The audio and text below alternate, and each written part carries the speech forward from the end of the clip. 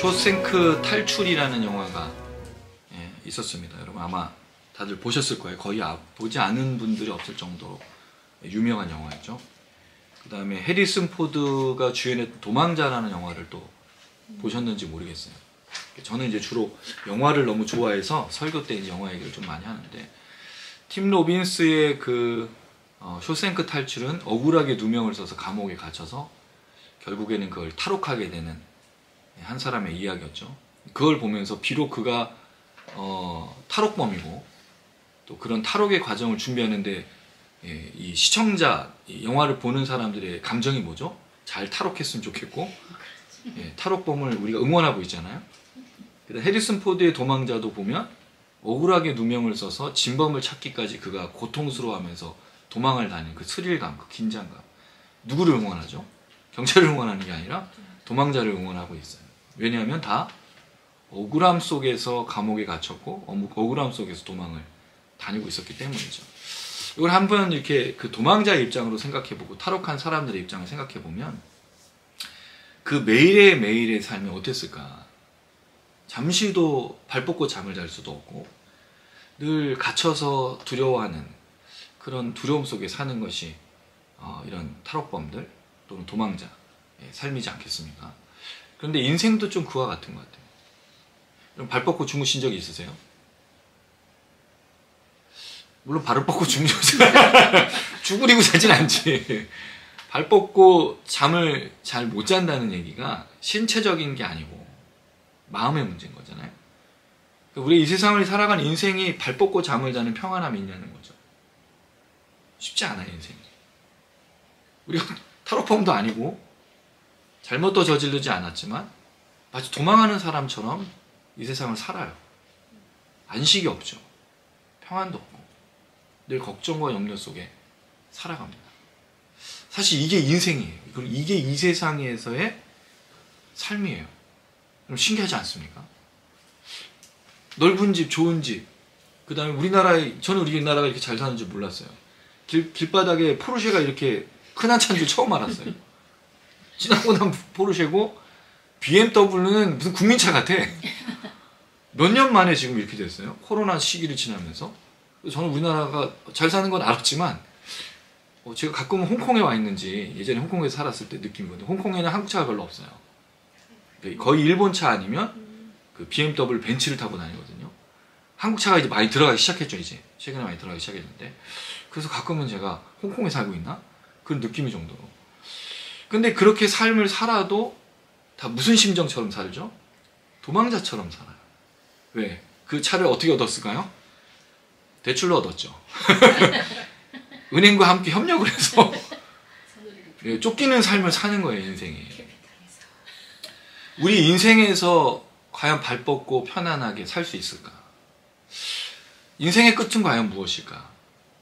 그런 질문을 하게 돼요. 근데 그 속에서도 이런 모두가 비슷한 삶을 살면서도 불구하고 인간들이 얼마나 추악하냐면 그 속에서도 누군가를 괴롭히고 악을 저지르는 사람들이 또 있다는 거죠. 제가 오늘 그 얘기를 드리는 건 아닙니다. 그런데 이 도망의 끝이 있어요. 발 뻗고 잠을 잘 자는 방법을 오늘 알려드릴게요. 체조를 가르쳐 드릴 것도 아니고 어떤 약을 먹을 것도 아니지만 이 인생에서 우리가 어떻게 하면 도망자 또는 이렇게 갇힌 인생에서 나그네로서 살아가는데 마음 편하고 평안하며 안식할 수 있는 삶이 무엇인가를 오늘 좀 말씀을 드리고 싶습니다. 그게 오늘 본문과도 좀 연결되어 있는데요. 오늘 본문을 보시면서 여러분 아마 놀라운 걸 발견하실 거예요.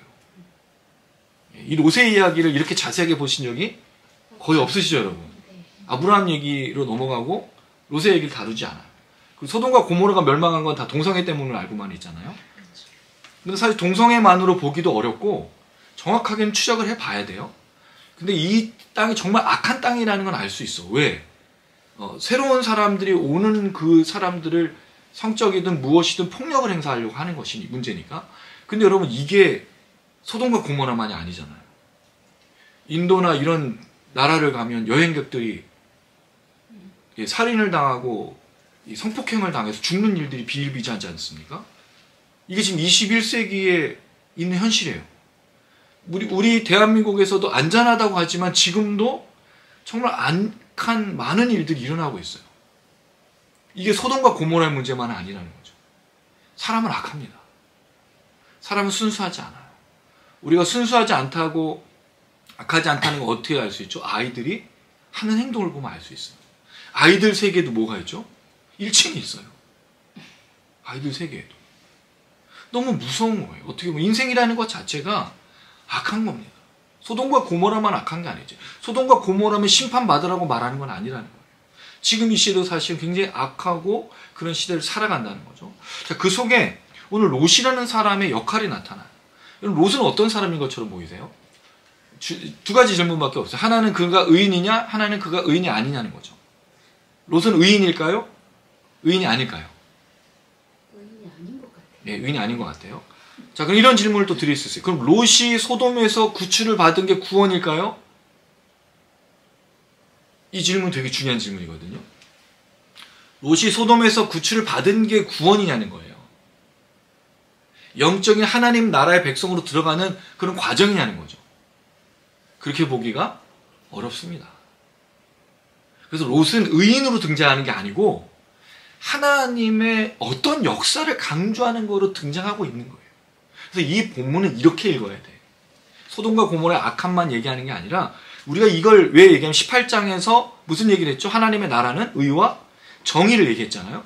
그리고 하나님께서 소돔과 고모라가 정말 그 악한 진노와 부르심으로 심판받아야 되는지 확인해 보겠다고 했을 때 의와 정의의 반대말이 아니라 같이 붙어가는 말이 뭐랬죠? 인자와 자비와 긍휼. 그 이야기를 하는 것일 때 이 얘기가 아주 기록이 잘 돼 있어요. 16절 한번 보십시오. 16절에 이렇게 딱하니 성경에 박혀 있어요. 16절 시작. 그러나 롯이 지체함에 그 사람들이 롯의 손과 그 아내의 손과 두 딸의 손을 잡아 인도하여 성 밖에 두니 여호와께서 그에게 자비를 더하시면더라. 이게 핵심인 거예요. 소돔과 고모라의 멸망 속에도 하나님 뭐가 있다고요? 자비하심이 있다라는 거죠. 이게 핵심이에요. 이걸 또 어떻게 할 수 있냐면요. 우리가 다음 주에 나눌 내용 29절 한번 보십시오. 19장 29절 한 번 더 읽어볼게요. 29절입니다. 시작. 하나님이 그 지역의 성을 멸하실 때 곧 롯이 거주하는 성을 엎으실 때 하나님 아브라함을 생각하사 롯을 그 엎으시는 중에서 내보내셨다. 하나님 자비 또 나오잖아요. 근데 이 자비가 누구를 통해서 역사하는 거죠? 아브라함의 기도, 아브라함의 간청. 롯의 소돔에서의 탈출은 영적인 구원이나 하나님 나라에 들어간 작용은 아닙니다만 이 시대에 하나님의 자비가 있다는 걸 보여주는, 멸망 중에도 심판 중에도 하나님의 역사하신 걸 보여주는 너무 놀라운 행동인 거예요. 이게 그리스도인들의 역할입니다. 그리스도인들을 뭐라고 부르죠? 이 세상에 빛과 소금이라고 불러요. 그럼 멸망하는 시대, 악한 시대가 있지만 그 속에서 하나님의 사람들이 하는 증명이 뭐냐는 거예요. 빛과 소금으로 하나님의 살아계심을 증명하는 것뿐만 아니라 하나님의 자비와 인자하심을, 그 긍휼하심을, 그 사랑을 증명하는 사람들이 그리스도인이어야 된다는 거죠. 근데 교회에서 하는 일이 뭐죠? 심판해요. 지금 이 시대의 교회는 너무 많이 심판하고 있다는 거죠. 얼마나 많이 사람들을 나누고 분별하고 들어오지 못하게 하고 구원받지 않은 사람으로 그렇게 이야기하고 있냐는 거예요. 그리고 교회는 죄인들이 모이는 곳이에요. 죄인들이 와서 하나님의 심판 속에서도 자비와 긍휼이 있다는 것을 깨닫는 것이 교회인 거예요. 그래서 지금 가는 교회 가는 건 뭐죠? 사람을 나누고 있잖아요. 너는 교회 합당하지 않아. 너는 우리 교회 합당하지 않아. 우리 교회 오면 안 돼. 너 같은 사람이 오면 안 돼. 라고 단정 짓고 있잖아요. 어떻게 보면 그것도 하나님의 심판도 아니지만 하고 있는. 그리고 분명히 이 롯의 이야기는 여호와의 자비하심에 대한 이야기를 말하고 있다는 거죠. 우리가 이걸 놓쳐버리면요, 이 소돔과 고모라 이야기는 소금기둥으로 끝나. 소금기둥 얘기가 왜 나왔는지도 여러분 되게 중요한데 이게 얼마나 바보같이 본문을 읽고 있는지 알아요. 제가 좀 이따 설명을 드리겠습니다. 자, 어쨌든 이 소돔과 고모라에서 이제 드디어 롯이 탈출하는 과정을 설명하는데, 롯이 의인이냐? 롯은 의인이 아닙니다. 롯이 소돔에서 나오는 것이 구원이냐? 구원이 아니라 구출인 거죠. 여기에서 하나님의 심판 속에, 멸망 속에 하나님의 자비하심이 있다는 걸 롯이 증명하고 있는 그 중요한 매개체로 역할을 하는데, 자, 이렇게 역사하시죠. 12절. 그 사람들이랍니다. 그 사람들이. 그 사람들은 누굴까요? 앞선 소돔과 고모라로 가서 그 땅이 정말 그러한가 봤던 두 천사. 앞선 19장 1절부터 11절에서 소돔 사람들에게 봉변을 당하게 될 그 두 천사예요. 자, 이걸 보면요. 누가 이 이야기의 주체인가가 나와요. 우리 지난주에 살펴봤을 때는 롯이 철저하게 이 두 천사를 막아서면서 소돔 사람들 앞에서 당당하게 나를 차라리 어떻게 하든지 내 딸을 어떻게 하든지 하면서 보호하지 않습니까? 그런데 실제적으로 구원은 누가 하고 있냐는 거예요. 롯을 문 안으로 끌어들여서 문을 닫고 사람들이 못 찾게 눈을 막은 건 누구였냐는 거예요. 두 천사지 않습니까? 그럼 롯은 이 천사를 이해하고 깨닫고 있어야 된다는 거죠. 왜 이 모든 과정을 두 천사를 신뢰하면서 그의 능력을 신뢰하면서 걸어야 된다는 거예요. 그런데 롯이 그렇지 않았다는 거죠. 이 과정이 오늘 탈출하는 과정 속에서 굉장히 많이 나와요.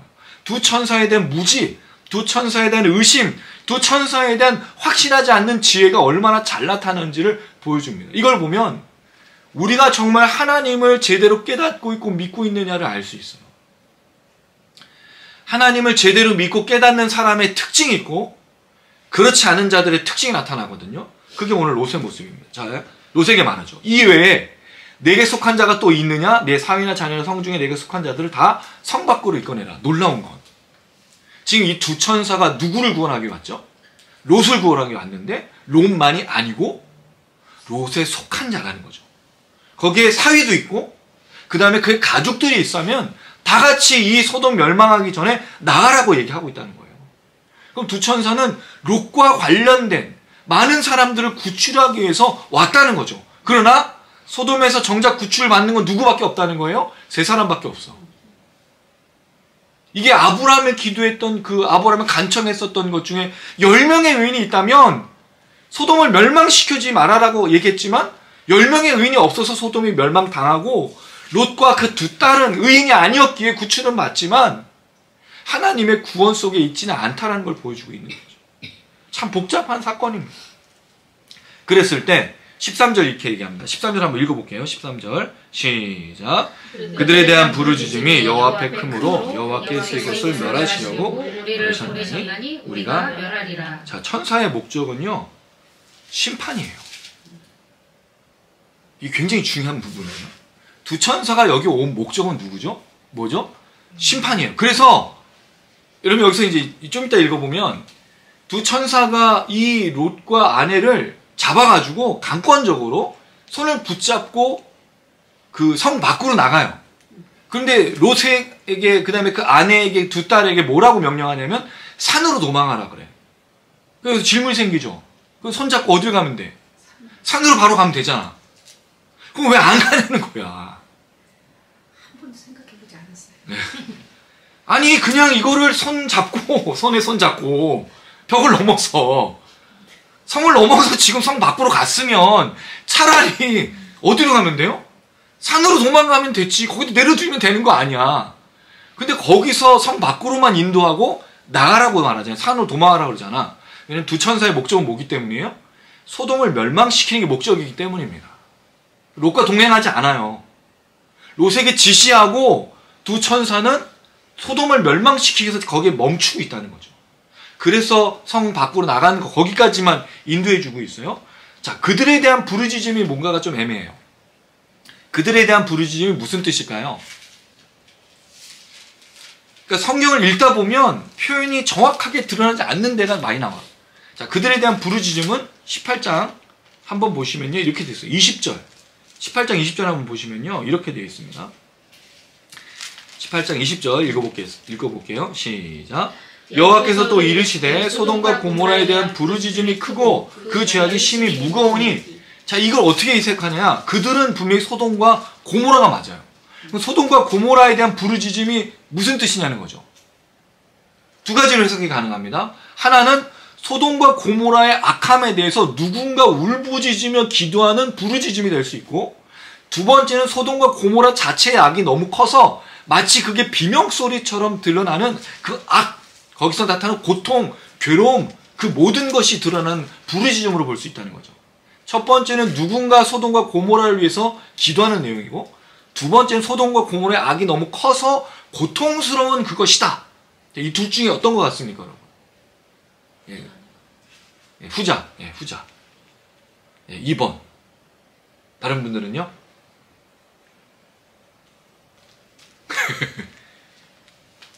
당연히 2번이 맞죠.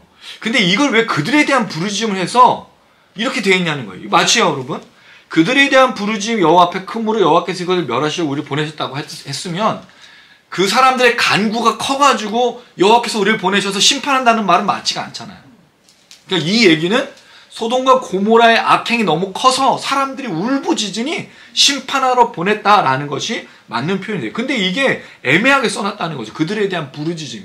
그래서 18장 20절과 함께 보면 악이 커서 고통스러운 상태 때 심판하러 보내셨다라고 말하고 있는 거예요. 그래서 천사들은 심판하기 위해서 여기 온 거죠. 자, 그리고 나서 롯에게 말합니다. 롯이 이제 행동을 하죠. 자, 14절 한번 읽어볼게요. 시작. 롯이 나가서 그 딸들과 결혼한 사이들에게 말하이르되 여호와께서 이 성을 멸하실 터이니 너희는 일어나 이곳에서 떠나라 하되 그의 사이들을 농담으로 여겼더라. 자, 딸들과 결혼할 사이들이라는 건 아직 결혼하지 않은 그런 사위가 될 사람들인 거죠. 이 사람들은 소돔과 이 폭행할 그 폭도들하고는 좀 구별이 되어 있는 걸 보면 이 사람들은 지금 무슨 일이 일어나고 있는지 모르고 있는 것 같아요. 그럼 여기 모인 소돔에 있는 다 남자가 다 모였다라는 말은 사실은 맞는 말이 아니라는 거죠. 이 사람들은 사실은 남자로 보기도 어렵고 소돔의 남녀노소를 다 말하는 것은 아니겠는가. 그 대부분 사람을 취급할 때는 여자는 잘 포함시키지 않아요. 우리 오병이어의 기적에서도 거기 모인 사람 숫자가 5,000명이라고 했을 때 그 5,000명은 누구만 계산한 거죠? 남자만 계산한 거예요. 그래 어린아이도 계산하지 않아요.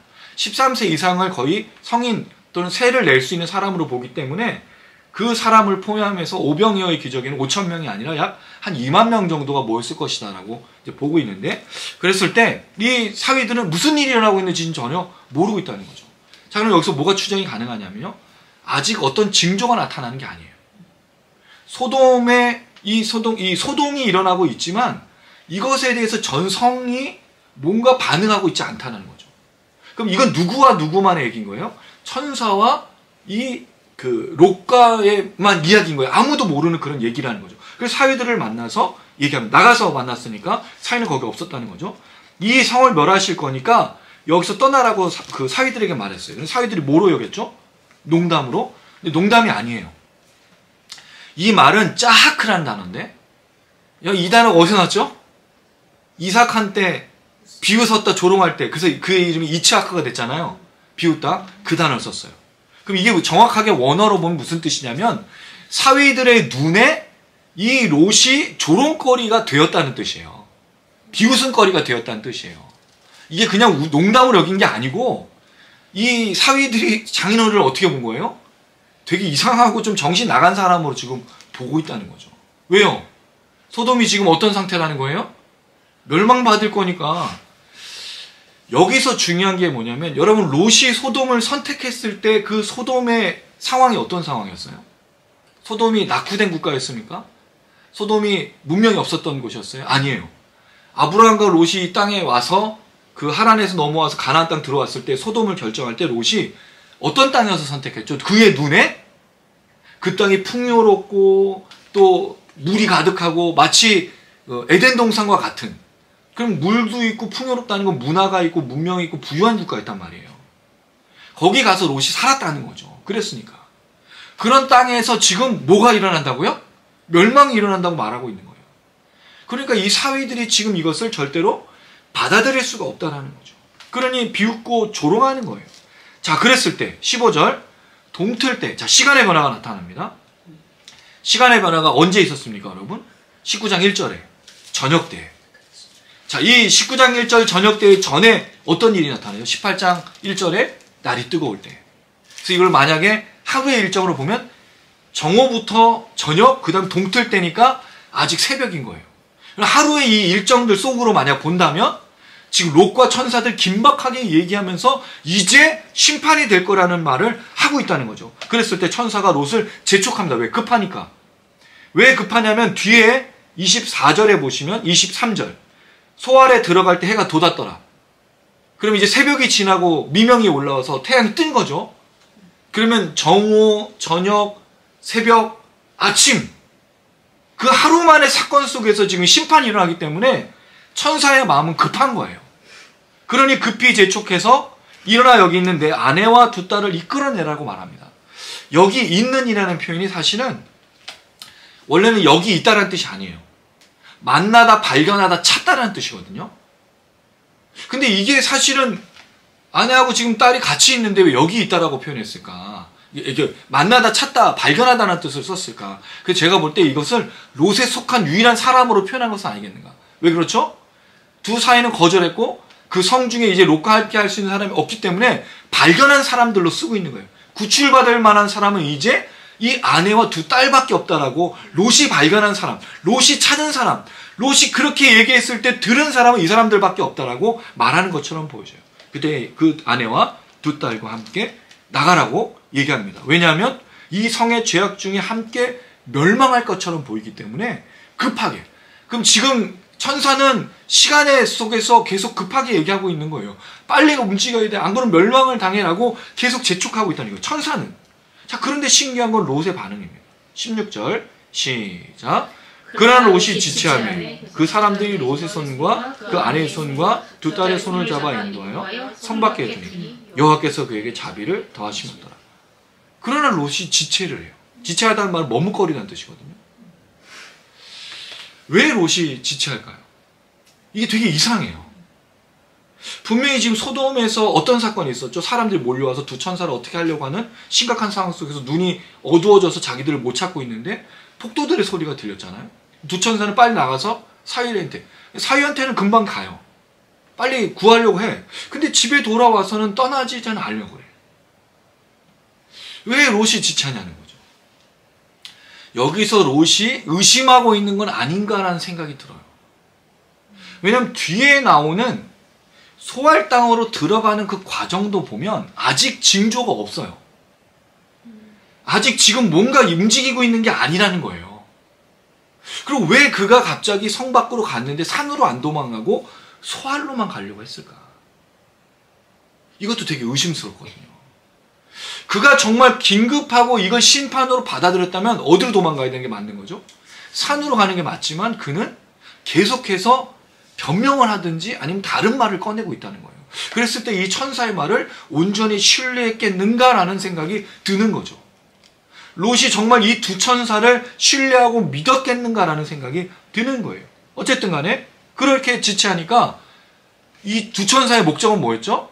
소돔의 멸망이니까 또 롯은 구해야 돼서 어떻게 해요? 바로 손을 맞잡고 손이 두 사람이 이제 하나씩 잡고 두 딸과 함께 숑! 그래서 갑자기 이제 그 순간 이동이 돼서 성 밖으로 짜잔 하고 된 거예요. 자, 그랬을 때 이 표현을 뭐로 썼냐면 여호와께서 그에게 자비를 더하십니다라고 표현하고 있어요.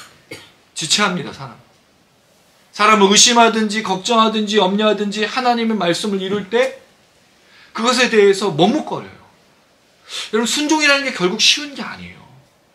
하나님을 향한 헌신도 절대로 쉽지 않습니다. 어떤 페이스북 친구분이 나이가 좀 있으신 분인데 그런 고백을 쓰셨더라고요. 자기에게 얼마의 돈이 생겨서 갑작스럽게 그래서 그거를 누군가에게 흘려보내 그 전액을 흘려보내야겠다고 생각을 한 거예요. 그리고 마음을 먹었는데 마음이 어떻게 되는 거죠? 점점 조금만 배워드릴까? 좀 아깝기도 하고 자기도 좀 쓰고 싶어 해서 근데 결국엔 다 드렸다고 하는데 거기서 그 얘기를 하시더라고요. 마음이 지체하면 그대로 하지 않으면 순간순간 마음이 변하죠. 롯의 마음도 그런 것 같아요. 아마 계속되는 과정 속에서 분명히 두 천사도 보고 하면서 뭔가를 깨달았겠지만 점점 지체하면서 마음들이 의심도 생기고 여러 가지 복합적인 이 내용이 그거예요. 굉장히 복합적인 마음이 돼. 그래서 바로 순종하지 않아. 바로 따르지 않는다는 거죠. 여기까지 나와서 하나님의 자비로 하나님의 은혜로 하나님의 역사로 주장하고 있지만 롯의 반응은 그렇지 않다라는 거죠. 자, 그랬을 때 17절 그 사람들이 그들을 밖으로 이끌어낸 후에 도망하여 생명을 보존하라. 돌아보거나 들에 머물지 말고 산으로 도망하여 멸망을 머무라. 이거 다시 한번 읽어볼게요. 발음이 이렇게 안 좋지? 틀릴 낀 것도 아닌데 죄송해요 여러분. 17절 다시 한번 읽어보겠습니다. 시작. 그 사람들이 그들을 밖으로 이끌어낸 후에 이들이 도망하여 생명을 보존하라. 돌아보거나 들에 머물지 말고 산으로 도망하여 멸망을 나라. 이 글에 왜 제가 한 번 더 읽으라고 했을까요? 중요하니까. 그렇죠. 근데 여기 보면요. 돌아보면 소금 기둥 된다는 말이 없어요. 근데 우리 돌아보면 뭐 한다고 들었죠? 소금 기둥 되는 거라고 들었잖아요. 천사가 한 말이 아니에요. 갑자기 이 얘기가 메두사를 보면 돌처럼 굳는 신화처럼 만들어버렸어, 이 이야기를. 이건 그런 얘기가 아니야. 완전히 착각하게 만든 거예요. 뒤돌아보면 소금 기둥이 돼서 멈춘 그 얘기가 아닌 거예요. 여기 뒤돌아보다라는 뜻이 무슨 뜻이냐면 주목하다, 관찰하다는 뜻이에요. 그럼 정말 실제로 소돔이 멸망할까를 보고 멈추고 있다는 뜻이죠. 그럼 소금 기둥이 왜 됐을까? 갑자기 소금 기둥으로 변신한 게 아니에요. 이건 아마도 불과 유황이 떨어져서 불타올랐을 때 로마 폼페이의 그 화산이 터져서 사람들이 그대로 죽은 그 형상 있죠? 그 형상을 말하는 거예요. 이게 갑자기 뒤돌아봤더니 소금 기둥 뒤돌아보면 안 돼. 이게 아니라는 거예요. 뭐 오징어 게임도 아니고 이걸 이상한 본문으로 만들어버렸어요. 그걸 뒤돌아보면 뭐가 되는 거예요? 소금 기둥 되는 거예요. 그게 아니에요, 이게. 천사는 그런 말을 한 적이 없어요.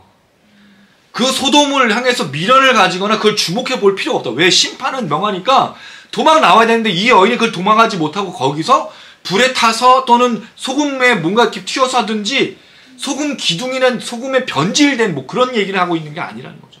천사가 말하는 게 아니에요.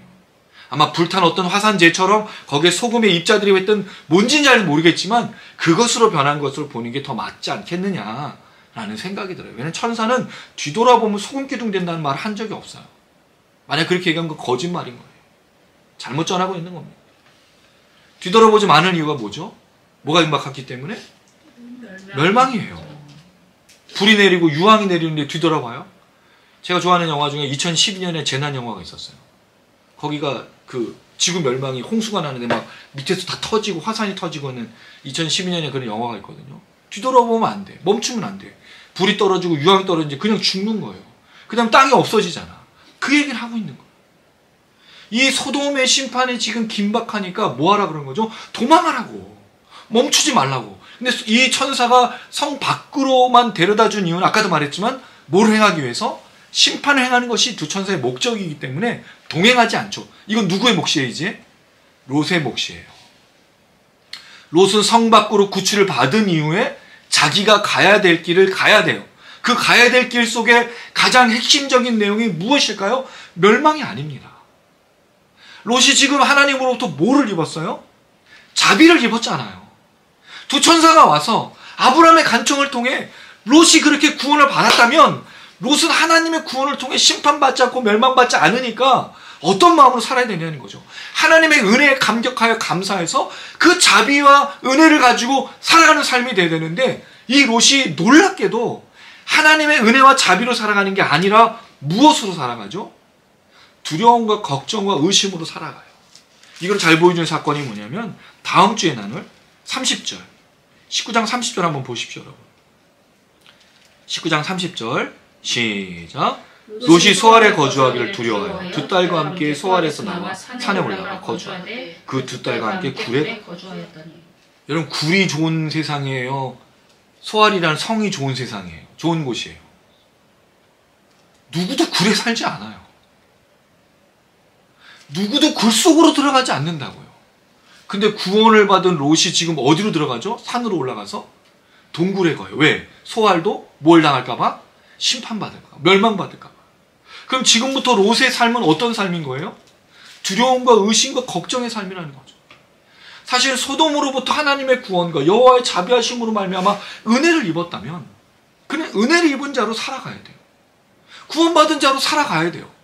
구출받은 자로 살아가야 돼요. 두 천사의 기적을 경험한 자로 살아가야 돼요. 여러분, 성 밖으로 갑자기 인동된 순간이동 이런 기적을 봤는데 여러분 이게 놀랍지 않으세요? 야, 아무렇지도 않아. 그냥 뭐 이것쯤이 하고 그냥 무서움에 두려움에 멈춘다는 거예요. 왜 그러냐? 자비가 하나님의 은혜가 그를 주장하지 않는 거죠. 그리고 결국 그는 두려움에 사로잡혀서 자기가 소알 땅으로 가게 해달라고 말했는데 거기도 두려워서 어디로 들어가요? 동굴로 들어간다고. 되게 이상하지 않습니까? 원래 은혜를 받고 하나님의 자비와 하나님의 사랑을 받은 사람이라면 어떻게 살아야 될까요? 당연히 은혜가 넘치지 않습니까? 사랑을 나눠주고 자비를 베푸는 삶이지 않겠습니까? 여러분 사랑을 해보셨는지 모르겠어요. 그게 부모의 사랑, 자녀의 사랑, 또 연인 간의 사랑이든 사랑하면 어떤 마음이 있죠? 화가 나나요? 의심이 되고 불안하고 두려우세요? 사랑하면 어떻죠? 되게 풍요롭지 않습니까? 기쁘고 행복하고 하나도 안 즐거워. 사랑이 뭐예요? 사랑은 배신이야. 사랑하면 여러분 은혜를 받으면 자비를 누리면 여유롭고 풍요롭고 안식하며 두렵지 않지 않습니까? 걱정이 없지 않습니까? 그래서 신혼부부 때는 다 물론 신혼부부 때도 대궐 같은 집에 사는 사람도 있겠지만 신혼부부 때도 대궐같이 살지 않는 대부분 다 뭐로 시작하죠? 단칸방. 그 단칸방이 뭐처럼 느껴지죠? 궁궐처럼 느껴지고 시장이 반찬이고 반찬이 많이 없어도 밥을 태워 먹어도 행복하지 않습니까? 안 행복해. 그게 뭐예요? 사랑하면 은혜를 받으면 근데 롯의 모습이 하나님의 은혜와 자비가 주장하지 않는 의심과 두려움으로 살아가는 전형적인 죄인의 모습으로 살고 있다. 그 동굴로 들어갔을 때 어떤 일이 벌어지죠? 두 딸이 세상으로 나오지 못하고 아버지와 성적인 관계를 맺어서 자녀손들을 만들어야겠다는 희한한 생각을 해요. 여러분 이게 무슨 생각이죠? 마치 이단과 사위 같지 않으세요? 거기에 매여있는 사람들이 놓이지 못하니까 자기들끼리 뭔가를 하는데 실제로 미국인가 어딘가에서 근친상간을 한 가족을 보여준 적이 있어요. 자기 형제자매들끼리 결혼하고 그랬던 다들 유전적인 아주 심각한 질병을 이게 지금 롯이 만들고 있고 롯의 두 딸이 만들었어. 이들이 경험한 건 뭐예요? 구원이고 두 천사의 역사고 하나님 자비인데 드러나고 있는 게 뭐냐는 거죠. 그럼 결국 이것이 이 사람들 속에서 작용하고 있는 거예요. 다음 주의 내용인데 무엇에 사로잡혀 사는가가 그 사람의 인생을 결정하는 것을 보여줘요. 하나님의 자비냐? 아니면 자신의 의심과 두려움에 사로잡힌 사람이냐? 이걸 아주 잘 보여주는 게 다음 주에 내용이 되겠습니다. 어쨌든 간에 롯이 하나님의 자비를 경험했지만 그는 도망하는데 이 도망 속에서도 계속되는 의심이 들어요. 그 사람들이 그들을 밖으로 이끌어냈죠. 돌아보거나 들에 머물지 말고 산으로 도망하라 말을 해요. 자, 그래서 롯이 대답합니다. 내 주여 그리 마옵소서. 두 천사를 뭐라고 부르죠? 아도나이, 나의 주라고 부릅니다. 자, 19절 시작. 주의 종이 주께 은혜를 입었고 주께서 큰 인자를 내게 베푸사 내 생명을 구원하시오니 내가 도망하여 산에까지 갈 수 없나이다. 두렵건대 재앙을 만나 죽을까 하나이다. 자, 뭐가 시작되죠 이제? 의심과 두려움과 걱정이 돼. 여기 재앙을 만날까가 아니라 그 심판이 나를 따로잡을까봐라는 뜻이에요. 자기가 도망을 가다 산으로 도망가는데 뭐가 지금 다가오는 거죠? 멸망이. 왜 그러냐면 이게 소돔이란 성만 심판하는 게 아니기 때문에 그래요. 24절 25절 소돔과 고모라에 비같이 내렸죠. 25절 그 성들과 온들과 성에 거주하는 모든 백성들. 소돔과 고모라만이 아닌 지역에 있는 모든 성들이 지금 심판을 받아야 되는, 멸망을 받아야 되는 그런 상황이었죠. 근데 자기가 소돔성 밖에 나와서 산으로 도망한다 할지라도 도망을 하다가 멸망에 사로잡힐까봐, 그 멸망이 자기를 따라와서 심판받을까봐 두렵다는 거예요. 그래서 천사에게 말하는 겁니다. 내가 도망하기에는 너무 무서워요. 자, 그런데 롯의 표현 중에 중요한 두 가지 표현이 있어요. 그럼에도 불구하고 그는 뭐를 입었어요? 주께 은혜를 입었고 큰 인자를 베푸신 걸 알아. 그럼 그는 하나님의 역사를 알고 있다는 거죠. 자비도 알고 있고 은혜도 받았고 모든 것을 경험하고 있었지만 뭐가 더 큰 거예요 지금? 하나님의 은혜와 하나님의 역사가 큰 게 아니고 두려움이 크니까 다리가 꼼짝달싹을 못하는 거예요. 떠떠떠떠 멈춰진 거예요. 여러분 그런 적이 있으세요? 너무 두려웠을 때 움직이지 못한 적? 되게 웃긴 건데 제가 중학교 시절에 저희들끼리 놀다가 저쪽에서 불량배들이 우리 부른 적이 한 번 있었어요. 야, 이 자식들아! 그랬는데 다리가 안 움직이는 거야. 몸은 막 뛰고 있는데 다리는 제자리에 있어. 진짜 무섭더라고 진짜. 그리고 다 친구들이 막 다들 이러고 있었어. 너무 무섭고 너무 두려우면 움직이지 못하는 거죠. 지금 롯이 뭐에 사로잡혀가는 거예요? 두려움과 걱정과 염려에 사로잡히기 시작합니다. 뭐를 받았는데? 은혜도 받고 자비도 경험하고 하나님의 역사도 보았지만 그 두려움과 의심이 그를 움직이지 못하게 하고 있다는 거죠. 자, 그랬을 때 롯은 대단한 사람이에요. 롯은 뭔가를 잘 봐. 롯이 땅도 잘 봤죠? 자, 지금 뭘 또 보고 있어요? 성을 보고 있어요. 자, 20절 시작. 보소서 저 성읍은 도망하기에 가깝고 작기도 하고 날 그곳으로 도망하게 하소서. 이는 작은 성읍이 아니니까 내 생명이 보존되리이다. 자, 이걸 읽으면서 좀 이상하다는 생각이 드셔야 돼요. 가깝고는 이해가 돼요. 그쵸? 그 작기도라는 말은 무슨 뜻인가요? 작기도. 성이 작으면 심판 안 받나요? 되게 이상해. 그래서 이 단어가 작다라는 뜻도 있지만 잠깐 또는 짧은이라는 뜻도 있어요. 그렇죠. 그리고 잠시 잠깐 심판이 있을 거라고 생각했을 수도 있고. 그러니까 지금 내가 산으로 도망하면 멸망과 심판의 그게 올 것이니까 나를 따라잡을 것 같으니까 가깝고 잠시만 머물 수 있는 저 땅으로 갈 수 있도록 하나님 나에게 역사해달라고 말하고 있는 거예요. 허용해달라고. 뭐에 사로잡혔기 때문에? 여호와의 자비와 은혜가 아닌 자신의 두려움과 의심 때문에 저 소할 땅. 눈에 보는 대로 지금 얘기하고 있는 거죠. 저 소할 땅으로만 가면 내가 살 수 있을 거라고 생각하는 거예요. 근데 여러분, 이 땅의 삶 속에서 도망하여 생명을 보존할 곳이 있습니까? 이 땅의 삶 속에서 도망하여서 자신의 생명을 유지할 곳이 있느냐는 거예요. 소할 땅으로 갔지만 결국 그가 뭐에 사로잡히죠? 두려움에. 그리고 어디로 들어가요? 동굴로. 과연 이 땅에서 우리가 도망하여 생명을 보존할 곳이 있냐라는 거예요. 어디를 피하면 우리가, 어디로 가면 우리가 마음이 편해져요? 코타키나발루? 하와이쯤 가면 여러분 마음이 편해지시겠어요? 그 우리 어르신들이 제일 가고 싶은 곳이 캘리포니아나 이제 하와이, 따뜻한 남쪽 나라. 가면 몸이 막 되게 좋아지신대요. 거기 가면은 평생 행복하시면서 그러실 것 같으세요? 네가 가라 하와이 그거. 어떤 것도 이 세상에 평안이 없습니다. 도망하여 생명을 보존할 곳은 한 군데도 없어요. 너무 놀라운 건 감옥에 갇혀도 거기에 뭐가 있어요? 하나님의 자비와 평안이 있어요. 이걸 누가 통해서 알 수 있죠? 사도 바울. 사도 바울이 감옥에서 뭐 했어요? 찬송을 불렀네? 기도를 했더니 간수가 와가지고 주 예수를 얘기를 하고 그랬더니 주 예수를 믿으라 그럼 너와 내 집 구원을 받으라 해서 간수가 그 죄수하고 함께 자기 집으로 데려가. 그래서 구원을 받아. 뭘 말하는 걸까요, 여러분? 롯의 이 사로잡힌 이 두려움, 이 의심은 해결이 되고 있지 않아요. 그게 천사고 여호와의 자비고 여호와의 은혜라고 할지라도 그를 압도하지 못하고 있는 것을 보여줍니다. 그러니 가깝고 작기도라기보단 짧은 거리나 잠시 잠깐 있을 그곳으로 내가 생명이 보존될 것입니다. 이 롯이 지금 말하고 있는 것은 뭐냐면 하나님보다 누가 더 잘 판단한다는 뜻이죠. 롯이 더 생명의 보존을 위해서, 생명의 보존이라는 말은 사실은 없고요. 네펫이라는 뜻이에요. 내가 생명을 얻다라는 뜻입니다. 내 생명, 내 영혼을 찾을 수 있고 구원받을 수 있는 곳은 여기밖에 없다라고 지금 이야기하는 거죠. 그럼 지금 롯의 생각은 어떤 장소를 가면 해결될 거라고 말하고 있는데 하나님은 장소가 아니라는 거죠. 하나님은 여호와의 자비로만 구원을 받을 수 있다고 말하고 있지만 롯에게는 들리지 않고 있는 거예요. 자, 그랬을 때 놀랍게도 천사가 이렇게 반응합니다. 21절 시작. 그가 그에게 이르되 내가 이래도 내 소원을 들었은즉 내가 말하는 그 성을 멸하지 않아. 자, 그러면 지금 보면 두 천사의 얘기를 들어보면 허용하셔요, 이것까지도.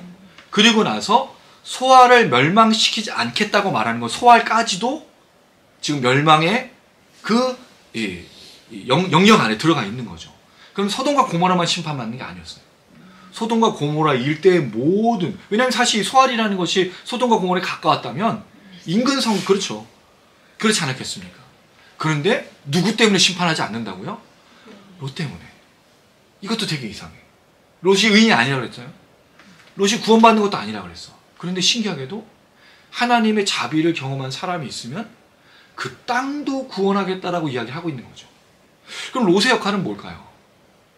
그 하나님의 자비를 통해서 소알 땅에 들어갔으면 그가 경험했던 그 하나님의 은혜, 그가 경험했던 그 하나님의 역사를 소알 땅에 있는 사람에게 말하고 나누고 돌아오라고 말해야 되는 것이 정답이지 않겠습니까? 근데 롯은 뭐에 사로잡혀죠? 두려움. 아무것도 안 해. 그리고 어디로 가? 자기만 살기 위해서 굴로 들어간다는 거죠. 여러분, 정말 우리가 하나님을 믿는 하나님의 사람들이면 특징이 한 가지 있어요. 그게 뭘까요? 자비를 받고 은혜를 받고 구원을 받았다면 구원과 자비와 그 은혜를 전할 수밖에 없다는 거예요. 근데 그것이 단지 입으로만 전하는 게 아니죠. 그걸 전하는 다양한 방법들이 있어요. 구제를 한다든지 전도를 한다든지 선교를 한다든지 이 땅에 죽어간 수많은 사람들을 돌보고 그 마음과 함께하죠. 왜? 우리가 이미 두려움과 의심과 괴로움과 또 실패와 심판과 멸망에 사로잡혀서 죽을 뻔한 위기를 겪었기 때문이에요. 근데 놀랍게도 하나님께서 구원해 주셔서 자유케 되고 더 이상 구원에 의심이 없고 더 이상 두려움도 없고 걱정도 없고 의심이 없다면 그 마음으로 고생하는 사람들을 찾아가서 그 마음으로 두려워하는 사람을 찾아가서 붙들고 나눠주고 성령의 충만함으로 이야기해 준다는 거죠. 이게 하나님 나라의 백성의 특징인 거예요. 그러므로 교회는 세상에서 수많은 죄인들이 누구나 와서 함께 예배 드릴 수 있는 곳이 되고 그곳에서 하나님의 은혜를 누리고 하나님의 역사를 경험하는 곳이 되는 것이에요. 누가 오면 안 되고 누가 오면 안 된다고 말하는 철벽을 치고 자신들의만의 건물로 만들고 성을 만드는 일을 하지 않는다는 거죠. 만약에 그렇게 하고 있다면 그건 교회가 아닌 거예요. 그리고 결코 구원받은 사람도 아니라는 거죠. 정말 구원받은 사람이라면 감옥도 가고 세상에 어디든지 가지 않을 곳이 없는 거죠. 왜? 하나님의 자비가 나에게 이미 역사했기 때문에 내가 가는 곳곳마다 무엇이 나타나기 때문에 여호와의 자비가 나타나기 때문인 거예요. 그럼 나를 만나는 사람들을 통해 어떤 일이 일어나죠? 그 여호와 하나님께서 아브라함을 부르셔서 하셨던 축복이잖아. 너를 축복하는 자에게 내가 축복하고 너를 저주하는 자에게 내가 저주하리라. 이건 예수님의 제자들에게 동일했어요. 예수님의 제자들을 예수님이 보내시면서 아무것도 가지지 말고 너희를 영접하는 자들에게 샬롬을, 만약에 너희를 영접하지 않는 자들에게는 죄를 떨어서 아무 상관이 없다라고 말하라. 이게 우리들의 역할이에요. 이게 하나님 나라의 백성들의 역할이에요. 하나님의 자비와 긍휼과 사랑과 하나님의 역사를 경험한 사람들의 놀라운 특징이 바로 나누고 전하고 베풀고 새롭게 하고 회복하고 치유하고 구원하는 일이라는 거죠. 그래 교회에서는 어떤 일이 일어납니까? 은혜가 있어요. 자비가 있어요. 사랑이 있어요. 그리고 놀랍게도 회복이 있습니다. 치유가 있습니다. 우리가 말하는 회복과 치유는 주로 뭐에 관련되어 있어요? 질병 이런 것 말고 진짜 치유, 진짜 회복, 진짜 나음이 뭐예요? 죄인이 구원받고 이 세상에 아무 소망이 없이 두려움으로 살다가 오직 예수를 구주로 영접하고 미래와 소망과 기대와 모든 것으로 살아가는 그 나음, 그 치유, 그 회복, 그 은혜. 비록 내 삶이 바뀌지 않는다고 할지라도 내 삶에서 어떤 것들이 드러나지 않는다고 할지라도 그 구원케 하신 그 안의 역사로 말미암아 걷게 하시는 그 능력, 그게 바로 진정한 그리스도인의 삶이고 하나님 나라의 백성의 삶이고 교회라는 거죠. 그럼 사람들이 여기 와서 뭘 들어야 될까요? 그 사람들이 어떤 삶을 살 때 뭐 주식에 도움을 주고 부동산에 도움을 주고 연애하는 데 도움을 주고 사업하는 데 도움을 주는 게 교회가 아니라, 당신이 사업을 어떻게 하는지 잘 모르겠지만 그 사업 속에서도 하나님의 자비가 있음을 말해주는, 당신의 연애 속에 당신이 주식을 하건 당신이 부동산을 하건 당신이 어떤 사업을 하든 간에 하나님의 자비와 긍휼이 당신 안에 있음을 말해주는, 이게 교회의 역할이고 우리의 설교고 우리의 은혜고 우리의 복음이라는 거죠. 그게 불의한 일이라면 돌아와야 되고 그게 하나님이 바라보시기에 좋은 것이라면 끝까지 해야 되는 것이라고 지원해주는 그 역사, 그게 바로 교회고 그게 성도고 그게 하나님 나라의 예배인 겁니다. 오늘 롯에게 이 사람이 그리스도인이 아니고 하나님의 백성이 아니기 때문에 그는 소돔이라는 땅에서 멸망해서 벗어나지만 여호와의 자비라는 것을 드러내는 하나의 증명으로 드러나지만 그는 결국에 두려움에 사로잡혀 하나님을 믿지 않는 사람의 전형적인 모습을 드러내고 있다는 거죠. 그럼 우리는 어떤 삶으로 하나님의 은혜를 받았는지를 드러낼 것이냐는 거죠. 이게 핵심인 거예요. 이 이야기의 핵심은 소금기둥도 롯이 소돔에서 나온 것도 아닌 여호와의 자비라는 거죠. 그럼 여호와의 자비가 내 삶에 어떻게 드러나고 있냐는 거예요. 무엇으로 증명하시겠습니까? 무엇으로 드러내겠습니까? 마지막 말씀입니다. 22절, 그리고 속히 도망하라. 내가 거기 이르기까지는 내가 아무 일도 행할 수 없노라 하였더라. 이게 놀라운 거예요. 롯이 그 소알 땅에 있으면, 롯이 소돔 땅에 있으면 심판이 임하지 않는다는 거예요. 여러분, 여기서 이제 질문이 생기는 게, 왜 하나님은 롯을 더 빨리 보내든지 아니면 두 천사를 먼저 보내서 더 많은 사람을 구원하게 하시지 않았을까라는 질문이 생겨요. 지금 사실 이 소돔 땅에서 구원받은 사람은 아무도 없는 거예요. 롯은 소돔 사람이 아니기 때문이죠. 누구도 구원받지 못하고 소돔은 다 멸망한 겁니다. 근데 롯의 역할이 뭔가 하는 거죠. 롯은 먼저 가도 또한 두 천사가 먼저 가서 이 일이 있었으면 더 좋았을까요? 근데 그렇지 않은 것이 두 천사가 빨리 가든 늦게 가든 무슨 일이 발생하죠? 폭도들이 모여서 두 천사를 내놓고 어떻게 해버리겠다라고 하는 그런 폭도들의 이야기가 있기 때문입니다. 소돔 사람들은 바뀌지 않는다는 거죠. 두 천사가 빨리 가든 늦게 가든의 문제가 아니라는 거죠. 여호와의 자비가 있는 롯이 사실 이 역할을 했어야 된다는 거죠. 이 롯이 여호와의 자비를 깨닫는 사람으로서 살아내야 된다는 거죠. 사실은 그렇지 않았기 때문에 소돔은 결국에는 멸망을 당하게 되는 것입니다. 그게 사실 이 이야기의 끝이에요. 그리고 다음 주에 우리가 나눌래요. 조금 전에 설명을 드렸지만 무엇에 사로잡힌 채로 살아가는가, 이게 사실은 핵심적인 삶의 내용이 되겠습니다. 말씀을 정리하겠습니다. 오늘 말씀은 두 가지로 좀 생각을 해보고 마무리했으면 좋겠습니다. 첫 번째, 오늘 우리 롯에 대해서 이야기하면서 이런 얘기를 드렸어요. 소돔과 고모라 그리고 그 지역들 모든 백성들이 멸망한다는 거죠. 여러분, 심판은 반드시 있습니다. 범죄하고 악한 일에 대해서 하나님이 침묵하시지 않아요. 하나님 의로우신 분이고 정의로우신 분이고 죄악 가운데 있는 것들을 보고 계시기 때문에 반드시 심판합니다. 그러나 하나님은 사실은 심판이 목적이 아니고 뭐가 목적이라고 그랬죠? 자비가 목적이라고 그랬어요.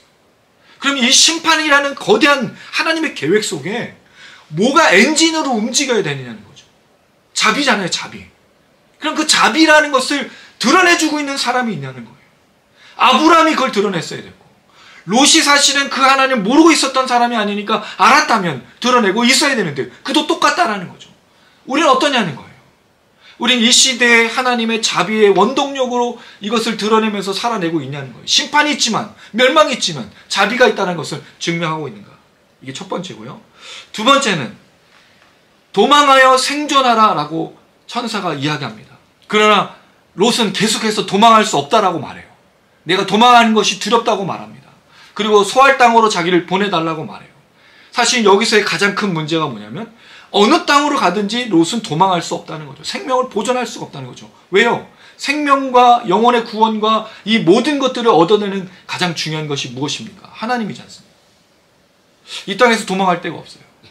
이 땅에서 우리가 생명을 유지하거나 보존할 곳이 아무것도 없습니다. 그러나 이 땅에서 생명을 보존하고 이 땅에서 생명을 구원할 곳이 있습니다. 어디겠습니까? 그것이 바로 오늘 우리가 나누는 부활입니다. 만약에 이 땅에서 부활이 없었다면 계속해서 롯이나 아브라함이나 이런 사람들이 계속해서 지금까지 걸어왔을 거예요. 예수께서 오셔서 이것을 한 번에 해결하시죠. 어떻게 해결하셨습니까? 그가 십자가에 달려서 고난당해서 죽으심으로, 그가 부활하심으로 이제 다시는 그런 일들이 일어나지 않냐고 여호와의 자비와 긍휼이 나타나게 되어서 그 부활하심으로 말미암아 더 이상 도망하지 않아도 된다. 더 이상 이 땅의 어느 곳으로 가든지 생명을 보존하기 위해서 움직이지 않아도 된다라고 말씀해 주신 사건이 바로 부활의 사건인 겁니다. 그래서 예수를 믿는 사람들 안에는 뭐가 있죠? 도망하지 않아도 돼요. 어디로 피하지 않아도 돼요. 왜냐하면 이미 우리가 예수 안에서 부활을 믿음으로 하나님 나라로 옮겨졌기 때문입니다. 그래서 우리를 뭐라고 부르죠? 이 세상에 살아가는 사람이지만 하나님 나라의 백성이라고 부르는 이유가 거기 있어요. 예수의 부활을 믿는 자들이 생명으로 옮겨졌기 때문입니다. 사망에서 생명으로, 죽을 것에서 살아나는 것으로, 썩어질 것에서 썩지 않는 것으로, 그것을 부활로 설명하고 있어요. 그럼 더 이상 여러분 우리가 도망하지 않아도 돼요. 이미 도망을 했기 때문입니다. 이미 생명을 보존했기 때문입니다. 그럼 우리가 이 부활 안에서 날마다 은혜롭게 성령으로 살아가는 거죠. 그럴 때 우리에게 뭐가 도전이 되느냐? 의심과 두려움 우리 안에서 있어서는 안 된다는 거죠. 이 의심과 두려움이라는 것을 오해하지 마시기 바랍니다. 먹고 사는 것에 대한 의심과 두려움은 생길 수밖에 없어요. 그걸 하나님께서 우리에게 어떻게 보면 해결해 주시는 부분은 아닌 것 같습니다. 그리고 여러분 우리가 직장을 고민하고 그 다음에 결혼에 대한 고민들 이런 것들은 다 하고 있잖아요. 그건 사실 의심할 때도 있고 걱정할 때도 있지만 우리에게 있어서 진정한 의심과 걱정과 고민이 뭐냐는 거죠. 오늘 롯을 통해서 보면 생명에 대한 부분입니다. 생명에 대한 부분은 더 이상 고민하실 필요가 없습니다. 더 이상 두려워하실 필요도 없고 내가 어디로 가야 내 영혼을 살릴 것이라고 말할 필요도 없어요. 왜? 이미 예수의 부활을 믿는 자들 안에 생명으로 옮겨서 구원을 받았기 때문입니다. 그럼 여러분 가장 중요한 것을 해결한 사람으로서 우리가 살아갈 때 무엇을 우리가 걱정하겠냐는 거죠. 염려하겠냐는 거죠. 물론 때로 우리가 삶을 살아가는데 불편하고 어려움을 가질 수 있지만 부활의 능력으로 살아가는 우리에게 날마다의 평안으로, 날마다의 하나님의 은혜로 걸어가는 능력과 은혜가 있다는 사실을 믿으시길 바랍니다. 그래서 그 부활로 우리가 매일매일 걸어갔으면 좋겠습니다. 사실 걱정하고 염려하고 두려운 일들이 많습니다. 해결해야 될 일들이 많아요. 고민해야 될 일이 많아요.